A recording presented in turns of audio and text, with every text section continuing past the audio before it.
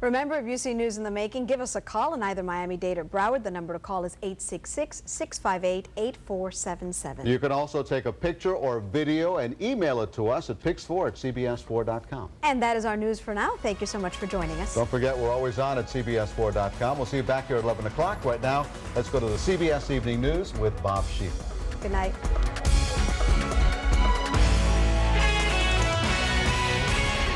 I'm Bob Schiefer. Al-Qaeda terrorists claim that 2 American soldiers missing since an attack on Friday are being held prisoner, and they're taunting the military for failing to find them.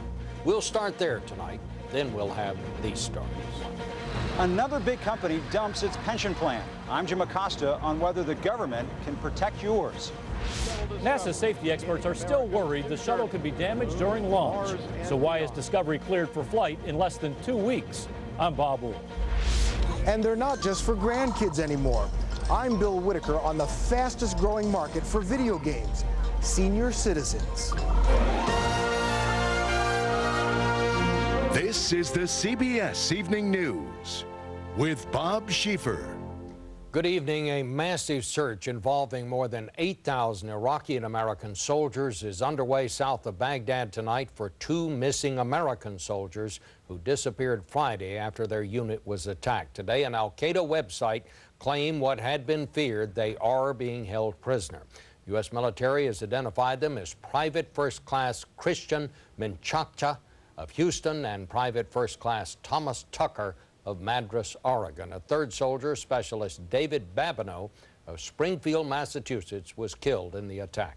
The hunt for them is one of the largest search operations of the war, but so far there is no sign of them. Lee Cowan has the story from Baghdad. There could hardly be a more hostile, more violent place to mount a rescue than where the 2 Army privates, Christian Menchaca and Thomas Tucker, disappeared. Search teams are under almost daily attacks. At least 7 U.S. soldiers have been wounded since the manhunt began. A sweeping operation of more than 8,000 U.S. and Iraqi troops, the military describes as the largest of its kind. We are using all available assets, coalition and Iraqi, to find our soldiers, and will not stop looking until we find them.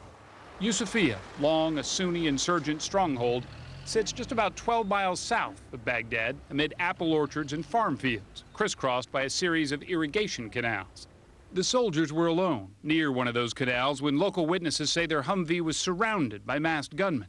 The rest of the unit heard the attack, but it was too late for the 1 soldier who was killed, David Babineau, and the 2 others, witnesses say, who were whisked away by their attackers. Words cannot express the sadness we feel at the loss of Specialist Babineau and the uncertainty the families of PFC Menchaca and PFC Tucker must be experiencing. Our deepest sympathy goes out to their families. Late today, the family of Private Tucker released a phone message he'd recently left on their answering machine. I'm gonna be okay. Everything's gonna be okay. I'm gonna go defend my country. Be proud of me. I love you guys. I know you love me. An Islamic militant group linked to Al-Qaeda in Iraq posted a brief message on a website boasting that they had kidnapped the 2 Americans, but offered no proof, only saying that they would release more information later. It is, however, the same group that claimed it shot down a U.S. helicopter near the very same town in April, and then broadcast the grisly video of bodies being pulled from the wreckage. Kidnappings, though, of U.S. soldiers have been rare. The last time it happened was April 2004. When Sergeant Keith Maupin's fuel convoy was ambushed near the Baghdad airport. He's only been seen once since then, on this insurgent video. They later claimed to have killed him. The military says it's detained more than 30 people for questioning. It's cleared, in their words, more than a dozen villages, and they've received more than 60 tips about the whereabouts of these U.S. soldiers, but so far nothing. And of course, the longer this search goes on, the bigger the area they're going to have to search. Bob? All right. Well, thank you very much, Lee. The soldiers were captured on one of Iraq's meanest streets, so the threat of a terrorist attack was not unexpected. But exactly how this happened is what the military is trying to figure out tonight. And David Martin is at the Pentagon with more on that now. Close it in.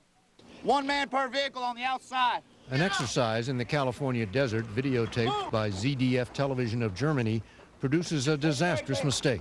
This soldier's been captured. He got too far away from the rest of his unit. This time, the only consequence is a chilling lecture. This is something that we've got to address now, as opposed to waiting until you guys get to Iraq, because in Iraq it's for real. In Iraq, you're wearing an orange jumpsuit, your hands tied behind your back, about ready to probably get your head cut off. He's sent back to his unit for a second chance. The real-life consequences for Christian Menchaca and Thomas Tucker could be far more dire. In last Friday's attack, as described by Pentagon officials, a squad of soldiers was manning a checkpoint at a bridge the Army had erected over an irrigation canal. When they started taking fire from insurgents, part of the squad set off in pursuit, leaving 3 soldiers alone at the checkpoint. A second team of insurgents attacked and overwhelmed them. The rest of the squad heard the gunfire and went rushing back. But by the time they got there, 1 soldier was dead, and the only sign of the other 2 was a trail of bloody footprints leading away from the Humvee.